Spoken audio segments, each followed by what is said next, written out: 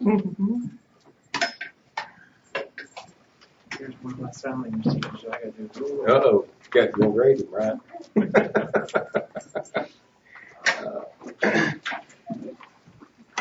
Francis asked me to speak today on broadcasting. I'm not a preacher by any means, so my speaking, what we're going to find today is this is more of a discussion group as we go through. So if you've got questions during the process, raise your hand. I'd be glad to entertain those. I won't promise to have a ready answer, but it might be something I can research and find out. But to understand what's going on in the world, everything in today's world's driven by video. So we looked at this in 2009 as a solution for a couple of issues that we had here at Maysville. In 2009, my wife went through 3 back surgeries. She was out of church for 3 months. One of the problems she had was, hey, I can't go to church. I'm pretty much laid up in bed. So I thought, in the back of my mind, we could broadcast video. That wouldn't be real difficult. Might take a little equipment.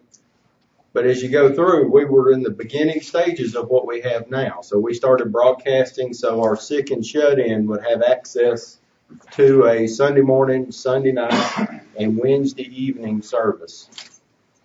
Sounds like a good work there. We also found in that same year, we had a family here that had 2 children that were in the military. They were not able to leave the base to go to church on Sunday mornings. So this also helped that family as well. So as we look at it, really our vision to start with was to broadcast our services so that our current members could view the worship service live, if you will. Okay? So some of the things I'm going to talk about today are some of the experiences I've had, really some things that we need to look for as you start putting together broadcasts. But as you look at that, really just an overview of what you need to do to start up a broadcast worship service or a broadcast ministry as you look at it. The ministry that we have has grown from 2013 to 2015. It's more than tripled in viewership.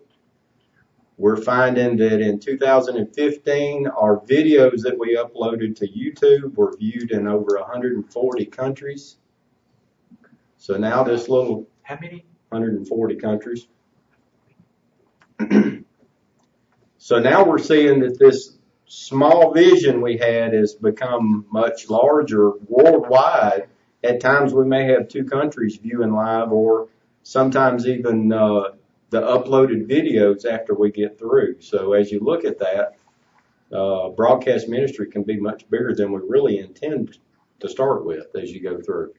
So I've got some lists as I go through. Just as a show of hands, the congregations that you guys attend, how many have a video ministry? Okay. Well, we do it in school. Okay, in school. We do interactive. Okay, classes. so video conferencing classes. Okay, so it's almost the same. That really video conferencing is 2-way, interactive. 2-way. What we're doing is really 1-way. It's a live video feed, and someone's receiving it at the end. Anybody else? He can answer. He does. Okay. Where, just out of curiosity, where do you guys attend? Fairfax Church of Christ, Virginia. Virginia. Okay, Fairfax Church of Christ. I don't church, but I moved from downtown. They said, after Ricky J's back my church. Okay. Waited for that preacher was here. Okay, so you. Amen. Every copy. We all want. Okay, so you get a service through mail or email, a link, and then you all watch it. So, what church? Well, I'm at Sunset International Bible Institute, and we Okay. use it in the deaf training program. We also at the school, we broadcast our chapels every morning. That's 1-way. Okay. Broadcast every morning we do the chapel online. Excellent, excellent. So you can see even in training, videos are very useful. And as we look at the generations coming up behind us, I mean, my generation, I grew up with a computer, so it was natural to me, but it was in the beginning or infancy of computers. And as we look at the kids now, I've got a niece that her first motion was like this. She learned to swipe a computer at less than a year old. You could hand her a phone, put pictures on it, and swipe. So as you look at that, video is a very useful tool, even in the church, to be able to broadcast and even teach at that point. That's one of the things I'm working on right now is redesigning our website to be interactive so that someone can learn the gospel, learn the way of salvation through video. And there's a lot of things out on the internet right now, but to design our webpage that, you know, it's always been interned. We want it for our membership, but we never really thought about the people that are looking in from outside. So as we look at that, that's really where we've gotten to realize what we're doing. So I've got a couple of lists here. All of these videos are going to be posted on YouTube. So the video that we're of this class, as we look at it, will be on YouTube on an NDCW playlist and may be available even on the NDCW website. So if you want to go back and review it, the lists I have are actually from Ustream.tv, which is a streaming service. And that is, let me get that written down so you guys can see it.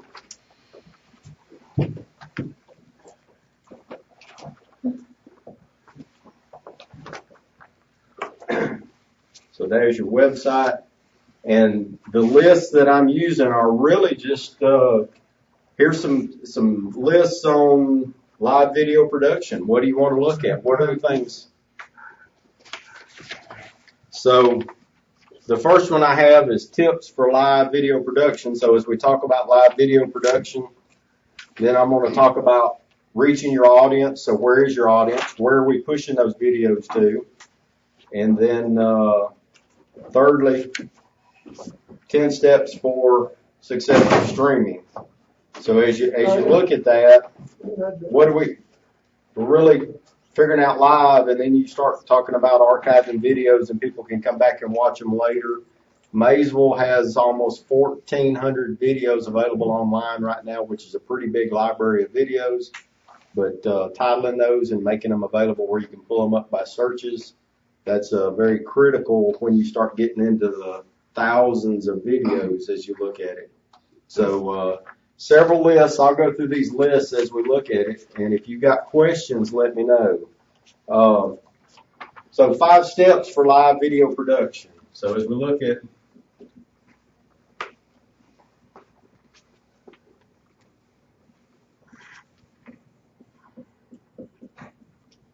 and this list is available on this website as a learning tool. So as you look at it, they've got PowerPoints, they've got videos, these were PDF. This is their list. This is their list. It is Ustream's list. You can see it here at the top. But I thought it would be a very good outline for us to go through and bring up discussion topics. I really at this point feel like, questions and be able to answer and kind of talk about what you guys are doing versus what we're doing. And I find that I learn a lot that way as well as we look at it. So the first thing you really want to consider as you look at live production is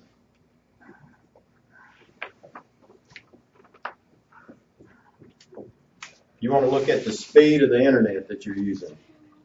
At the very basis,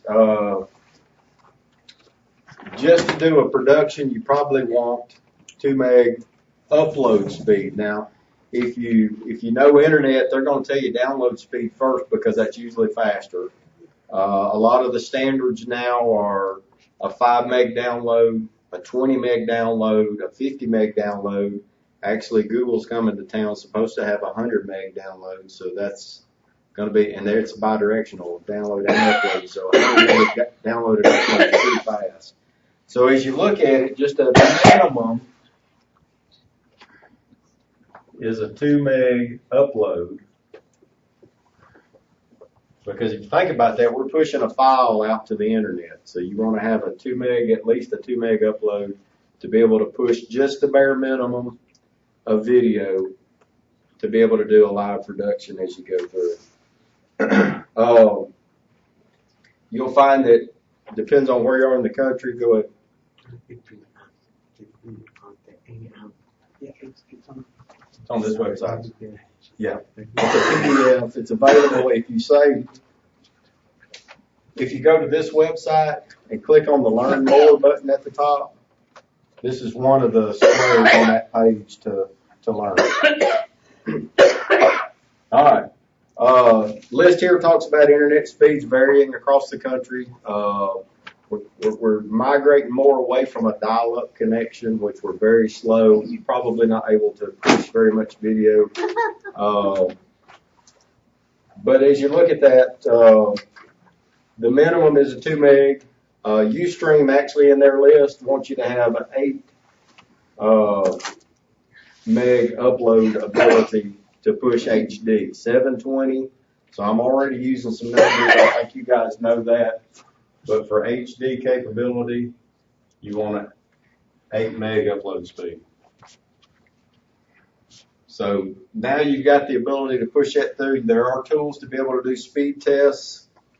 You got a lot of equipment here. I'm not going to go over a lot of the equipment because you've got routers and you got modems. You've got a ton of equipment that you could use, but just the very basic equipment of modem and a computer.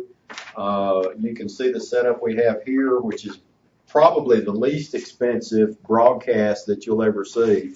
It is a computer with a USB webcam. This is capable of 1080p, which is a high def. Camera was purchased just this weekend for $64. You plug it in, I can broadcast high definition to the internet as long as I have. So as you look at that, $1,000 for a computer, $65 for a camera. That's a pretty inexpensive broadcast right there. So, all right. And I've kind of stepped off into testing the speed and then what areas here. Their second item is bit rate, which as you look at the minimums and the maximum, actually the minimum for HD and the minimum for just broadcast video as you go through. So really two of those as you look at that. We talked about the setup I have here, which is a USB camera. We want to talk a little bit about cables. This is actually what I started with. So as you look at this, about a 10-year-old camcorder, and if you open it up, it's got a digital video port in it, okay? And actually a digital video cable will come out to a FireWire connector, which is an IEEE, I forget what the number is, but it's a FireWire connector, would connect to a computer it was about 8 years ago when we started. This would sit on a tripod in our sound room, and it was just one shot. Here it is, and that's how we started. One computer, one camera. It's getting a little fancier with what we got now with USB, but that's how I started. So FireWire is a possibility, but with the upgrades in USB to USB 2 and USB 3 now, you got some very fast USB cameras, which we've got there to be able to film and broadcast classes, worship services, anything, classrooms, as you go through. That would be a very, very economical setup as you go through. So from the little camcorders to a computer to modern day, just one camera to what we use in the auditorium, which we've actually got. We'll actually go through a lot of that here in a minute. She said technology is amazing. Oh yeah, it is. And new technology. Well, and we are looking at upgrading our system. So we've got a couple of churches looking at our system to buy it, and then we're going to upgrade, which as you look at that, you get into encoders. You get into systems that you run 3 and 4 and 5 inputs into, and now you can do switching. So now I go from a left-hand picture to a right-hand picture, and I look just like TV. I've got logo overlays. I've got sign language overlays. So I've got interpreters on my screen. Okay, you're getting into a lot of complexity right there. And PowerPoint, so we can put PowerPoint, the system that we have currently, I can put a PowerPoint overlay. I can put a sign language interpreter overlay. I can put our branding logo on there, so when you pull the video up, you know Maysville is the generator of this. I can broadcast and record in HD. So it's a pretty complicated system. I have 3 pan, tilt, zoom cameras, so now it's not a single camera. It is 3 cameras where I can say, let me control camera 1, and I can turn it, and I can look at a particular person, whether it be audience, whether it be the speaker, anything going on in the room, I can control that camera while I'm watching another camera. Then I can switch my view to what I just moved that one to the new camera. How many, or maybe you get to it later, how many people are involved in the control booth up there? That's a good question. That's a good question. The control booth used to be, as you look at audio, really is one of the things that you want to look at. Audio was, we're going to turn a mic on and off, and one person could handle the control room.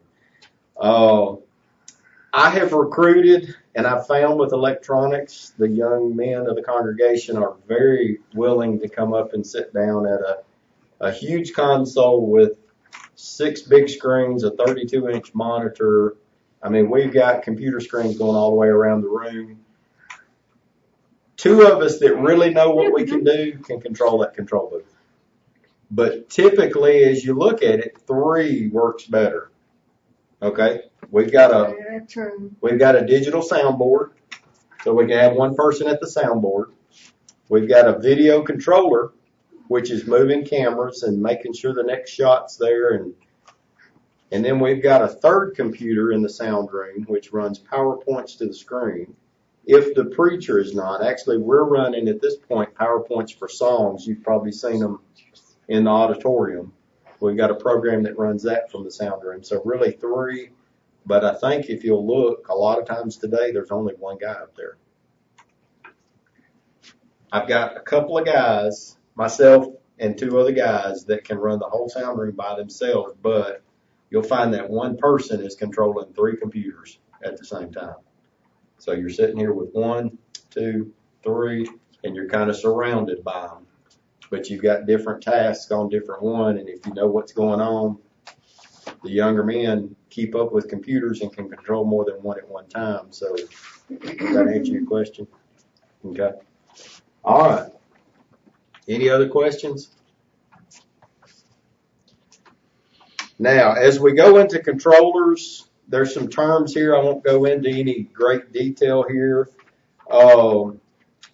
This company here, the website, Ustream.tv, they control what they call a RTMP server. I don't ask me what RTMP stands for, but it's a protocol, which is the P. I know that much. But the protocol is what they use to broadcast video. Okay? So my encoder pushes to Ustream as an encoder. And as you look at that, then from there, it's accessed on the internet. Okay? Any typical Sunday morning, we may have 8, 10, 12 viewers online. I've got other tools where I can say, I know where most of those are from. We might have 2 or 3 here in Huntsville. We'll have a viewer in Texas, or we'll have a viewer in California. We may have a viewer up in New York. And I can a lot of times tell with the other tools that I use, analytics and everything, to be able to tell where they're from. But I'm using their server, which I'm collecting a lot of data from that server as you go through. So encoders is number 4. So we've been through speed and bit rate. What Question. you're talking about? HD Upload. Meg. Meg. Mega. how does that compare with the average person's home system, and what is the download requirement? Because at home, I would have to have it downloaded. That's a good question because you're pushing to somebody and they're downloading your video. Good question. Now, 8 meg is a huge number. And you'll find in my production up here, I'm not pushing anywhere near that.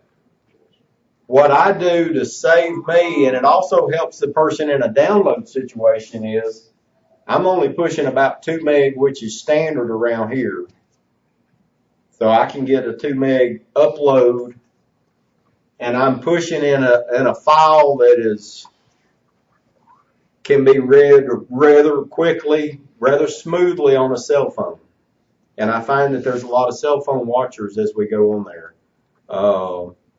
I mean, I've listened to it myself when I was out traveling for work or for something and realized, oh, wait, services are on. And I pull them up, sync with my radio in the car, throw my phone back on the seat on the other side, and now I'm listening to live services from my cell phone. But 8 meg is an HD. So what I do is kind of a mixture here. I broadcast in low definition, but I save in HD, which I'm using some pretty advanced computers to be able to do that. And then when I upload my file to the internet or YouTube, you'll find that I have a much clearer, a better video. So when people come back and watch it later, they get a better view of that video. Make sense? But for your download, 2 meg. 2 meg should get you. Yeah. This is just, Yeah, this is broadcast numbers, not necessarily download and watch numbers.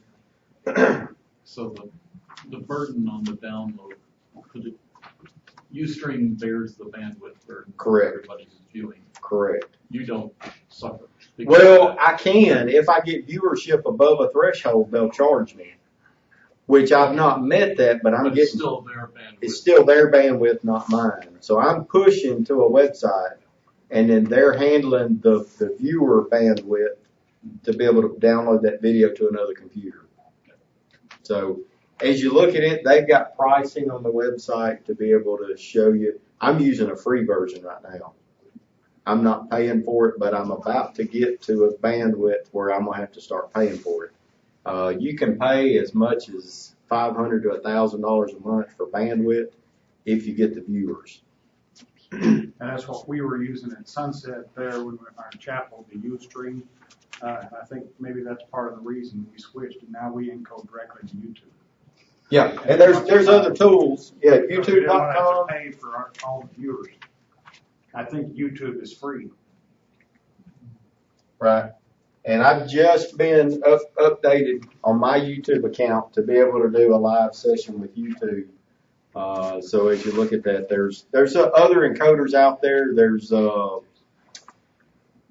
can't think of any right now, but there's 2 or 3 other encoder websites you can use, and a lot of them have a free up to a certain point, and then if you use above that, they'll charge you as you look at it. Vimeo. What's that? Vimeo, Vimeo is another one. which is what we're using. Right. Okay. So we've got several. the what? Vimeo. Viacom? Vimeo. Say it again. Vimeo.com. Yeah.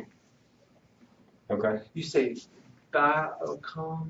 Viacom. Viacom? Viacom, I guess. V-I-A.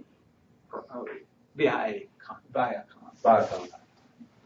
So there's a lot of tools out there to use. I'm kind of running down the path of what I've done here. Matter of fact, for me to test it before we ever started in 2009, before we ever started broadcasting, I pulled up Ustream on my cell phone and I held it into the aisle and recorded Tim, the preacher here. The first broadcast was on a cell phone. So as you look at it, you can get real, I guess, not technical and broadcast from a cell phone if you need to. But these are much easier to handle, a little easier to control as you go through. I'm not going to get into settings. 5 was settings. And tables. So these are all the things we talked about.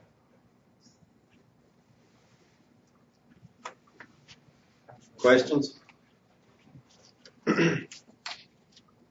Now the encoders, that's the computer program, right? That's this. Yeah, it's the program that pushes the file to the internet. The encoder here is the program that you use. Now, there's also what we're using on this computer here is an Adobe product, which is also free. It's called Adobe Flash Live Media Encoder. And what I do is I put my URL from there into the encoder and it pushes AFLME. So I'm actually using an encoder to push to their servers. I could use their encoder to push to their own servers, but I get a little more flexibility and control by changing as we go through. That's what we use, the Adobe. Yeah. And it pushes it straight to YouTube. Yeah, and you got the same thing. You could, all of these are going to be the same here. YouTube, Vimeo, Vicon, Ustream.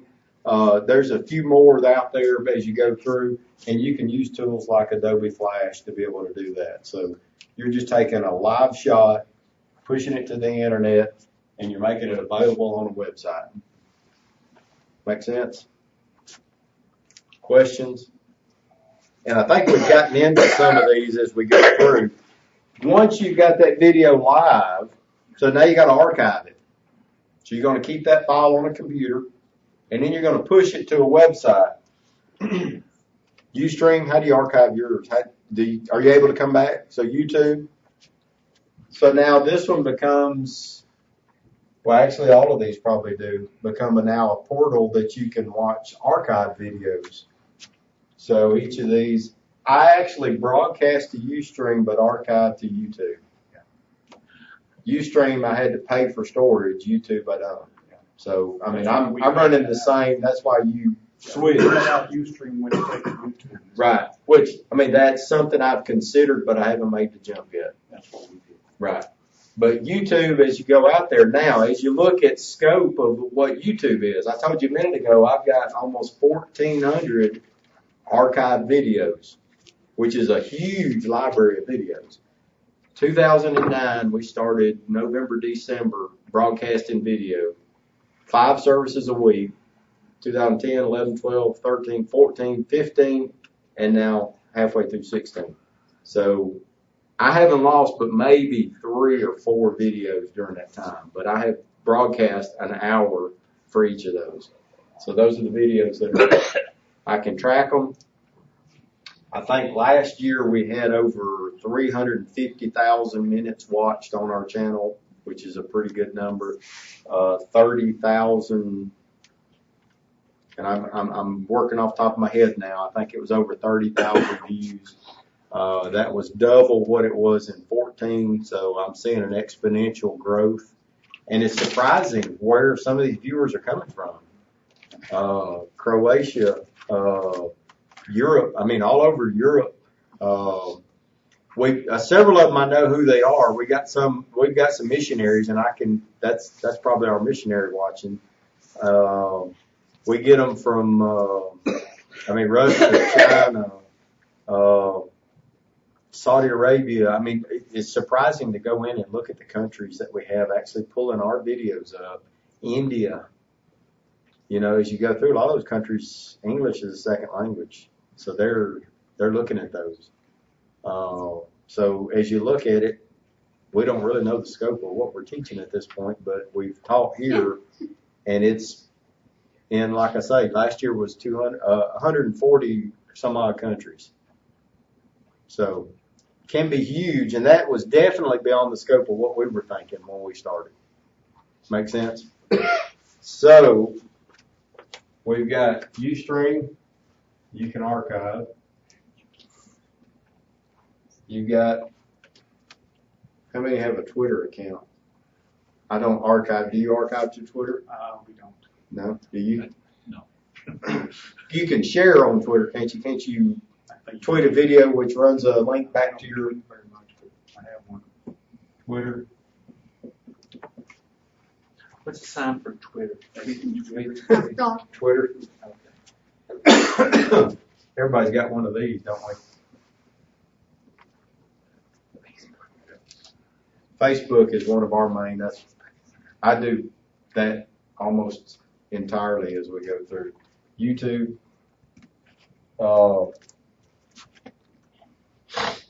And on YouTube, I talked about NDCW playlist. So you can have playlists where you can group videos together. All of the videos from this week's sessions will be in a playlist. If you go to Maysville, COC, wow, if I can get that, on YouTube. So if you go to Maysville COC on YouTube or Maysville.com, there's a link to it. Maysville.org.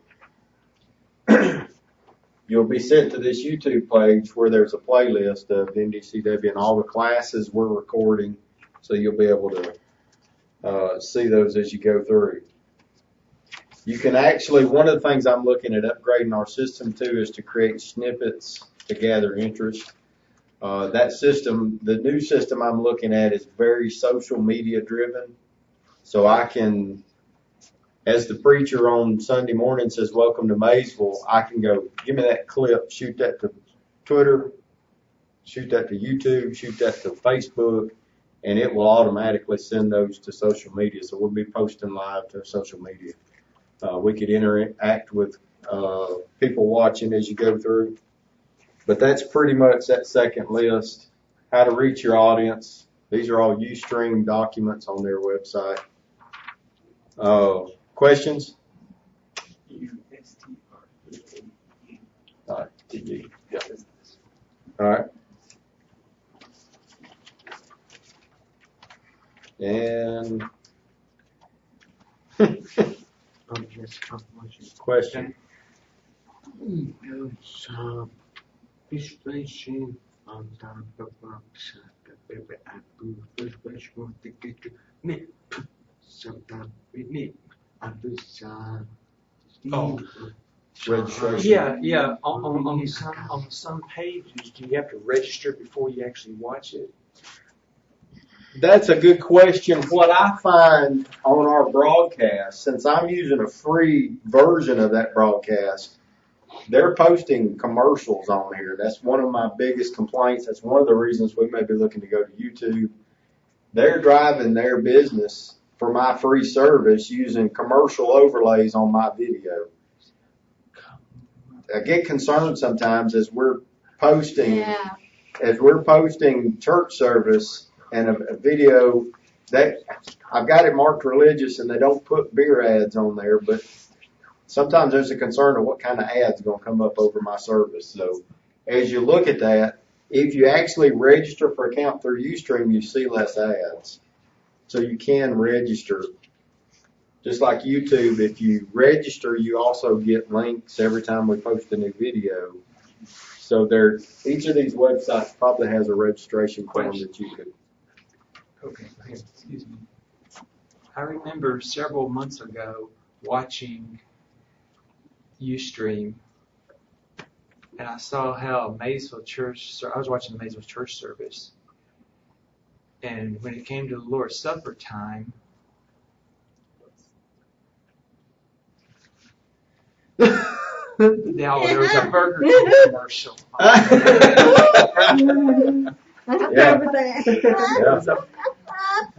And you kind of wonder about that sometimes. At the Lord's Supper break. Ads. In the service. Commercial. Ad. Commercial. Yeah. It could be worse. It could be worse. I've seen worse. Yeah. Could be much worse, much worse. But we're free, so we're stuck. we're actually looking as a congregation at some ad-free. One thing we can do is we can pay for Ustream and they'll take ads off of it.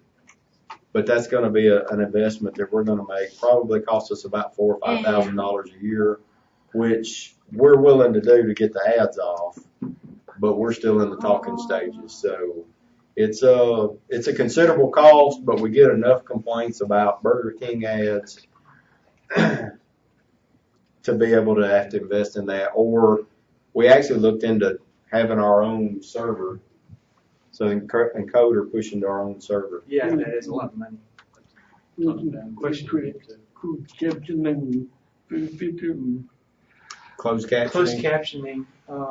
YouTube, when I upload my videos, attempts to close caption. It is not. It is not a science. Maysville overlays an interpreter at most of our services. So if you're hearing impaired and you need that service, but we would have to pay somebody to type each of those words in that service. A time sink. Yeah. Well, they have an editor. You can go in and type the words as they're saying it. But it takes, for each hour's worth of video, you might have 2.5 hours worth of editing to do. And what I'm looking from my standpoint is when service is over, I want to hit 2 buttons, turn the power off, I want to walk away. I want to see that video in an hour on YouTube. When we first started, I was uploading at home, but I was doing post-editing that might take 2 hours and then uploading for another 4 hours. So I was doing 6 hours worth of work for every hour worth of video we had, that's ridiculous. So what I've gotten to is not a closed captioning overlay, but sign language overlay, interpreter overlay, uploading to YouTube, and every once in a while I play with their closed captioning, but it's so far off. They're trying to use voice recognition to hear it, and voice recognition doesn't like a southern drawl, so that's Recognize punctuation or anything like that. Proper names. Questions? Real quick, I want to go over 10 steps for successful streaming. Okay, so 10 items here.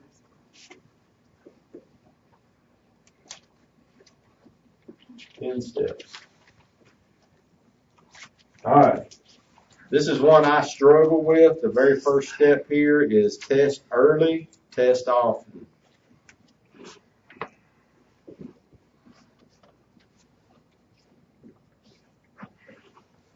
We've just gone through a Windows 10 update on our computers.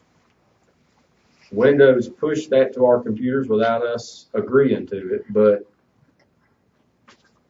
if I would have tested early, I actually lost one of my videos I lost was a Windows 10 update. And the software that I'm using to broadcast or to switch doesn't integrate with Flash in Windows 10, so I ran into a problem. I lost 1 hour's worth of video, but I found a workaround within that hour. So test early. I'm bad to get here 5 minutes before services. I don't have time to test, turn everything on, let's go. Sometimes that's not enough time. If you get here 30 minutes early, most of the time that's plenty. You want to be there, have it up and running. You want to do a test run, make sure everything runs. That's just for stability of your platform, so your viewers see everything the same as you go. 2, know your bandwidth.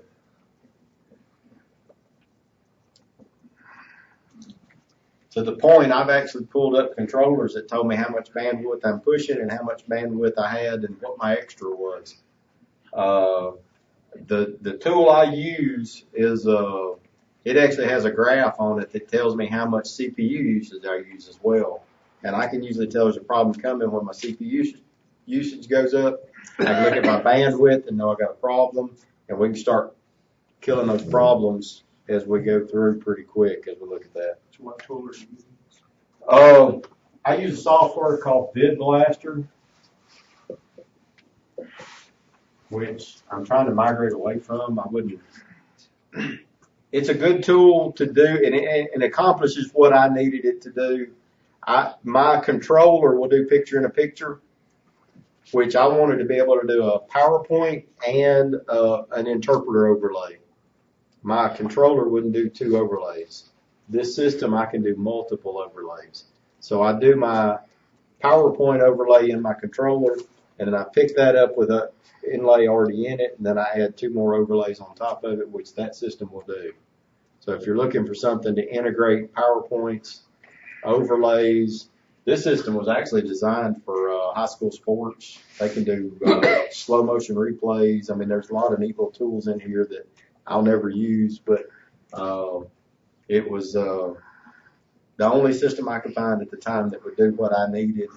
It was a little pricier than I wanted to pay, but it was immediate. I could fix it with that. But that has a tool in it that tells you what your CPU uses. I mean, you got several tools in there. 3, know your equipment. Now, my son and Taylor Watson, you've probably seen him around here today. Those are both young men at Maysville that helped me a lot. My son and he were working one Sunday, I think it was, that may have been Wednesday night. And no, it was a Sunday morning because I was sick that Sunday morning. And I was actually watching online, which is a rare occurrence for me to be able to watch my own. And I heard something on the video, and I said, I know what's going on just by that click. There was a click on the video, and I went, sound's about to go off.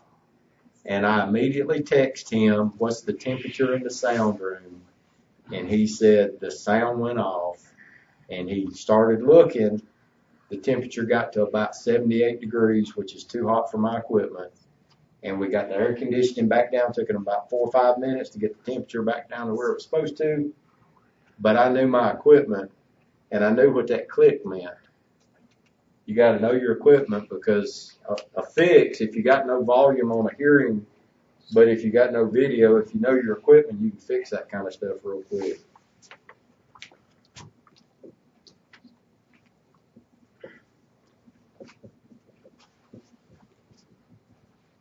This is one I suffer from, have great lighting.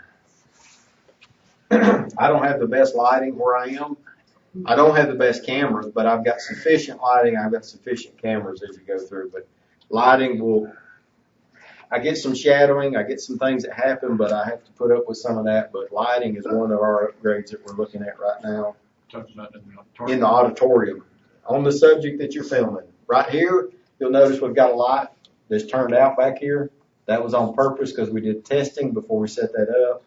We looked at it. That light right there actually put a shadow up here, and it also put some lights on the board that we didn't like. So in testing, we pulled some bulbs before we worked this room to make sure that video would be as good as it can. 5, I think I have this one worked out. Have great. There's an R in there. Audio. This one we're using, on this setup, we're using the audio and the microphone and the camera.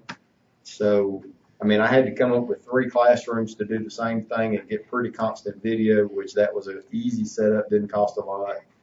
But in the auditorium, you'll see we've got several high-end mics for the speakers to speak with. We've also got audience mics as you go through. So when we do congregational singing, you actually hear the congregation sing. It's not a solo by the song leader, which is a good thing. But as you go through, when I look at my viewership on YouTube now, guess what our most watched videos are? It's our Friday, last Fifth Sunday singing, and when we do area wide here, those area wides, those are the videos I find most people are watching as we go through. Number 6. I've got this almost covered. Get backups. Back. Ups. 4. Your backups.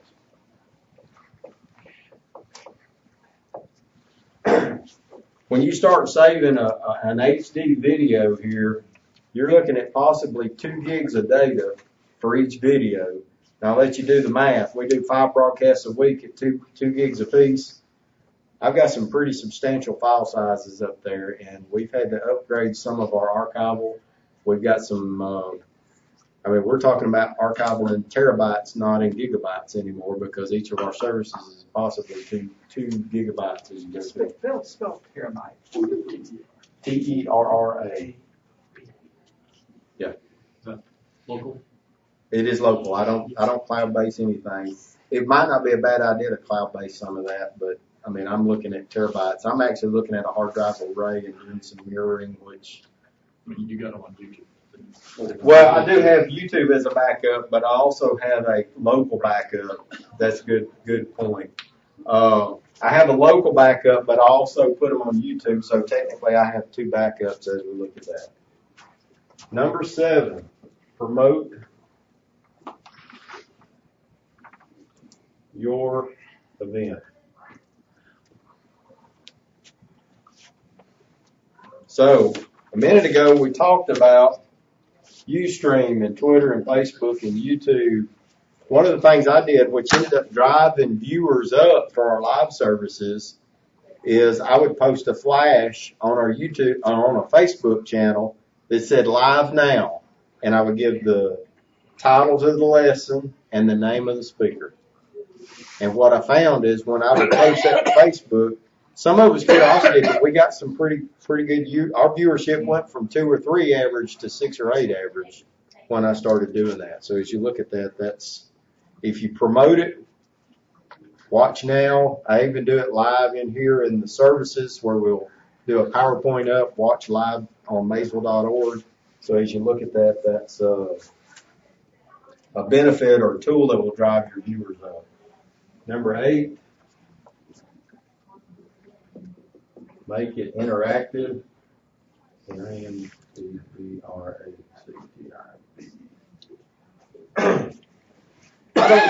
do that interactive. One, I'm doing church services, so I'm not necessarily doing an interactive church service. But if you look at that interactive, there's a lot of things that could be. I'm gonna come this way. Come this way, says you're walking off the street. Oh, he's standing in front of it. I can move over. Yeah, she couldn't read it. That's okay. Interactive can be like our church services. What do you want to do if you've got a question? I've made our website interactive so that when they send a comment in, they get an immediate email that says, we've got it. We'll be having somebody get back in touch with you, but it's not as interactive as it can be. Ustream actually has a tool where you can actually message your viewers, which is interesting. I've not played with that a whole lot as we go through. And 9 and 10 are kind of go together. Go live early. What I found in our viewership up here for church services is if I go 5 or 10 minutes early and just start broadcasting, and I train the camera on the back door, if I've got a sick or shut-in, they're watching the video, they're connecting to the church at that point. And I've had people call me and go, why did you not stay online after, or why was it not up 5 minutes early so I could see who was coming in? So as you look at that, I didn't realize that was being used as you go through, but it was. People were watching early. I didn't think they were, but they were watching it. And 10, keep on streaming.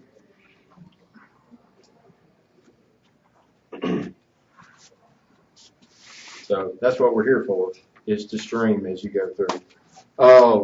I'll be glad to give anybody my number if you want to talk about what you're doing, or if you got questions, or I know if you're streaming, I learn from knowing what you're doing as you look at it. If you're streaming and you've learned something and you tell me, I might not experience a bad time because I've understood what you're doing. Or if you're doing something and you've got a hurdle you can't get across, sometimes you can call somebody else that's done it. So if you want my number after class come up, I'll be glad to swap numbers with you, and that way we can get together. And I think we're just about out of time. Any other questions real quick?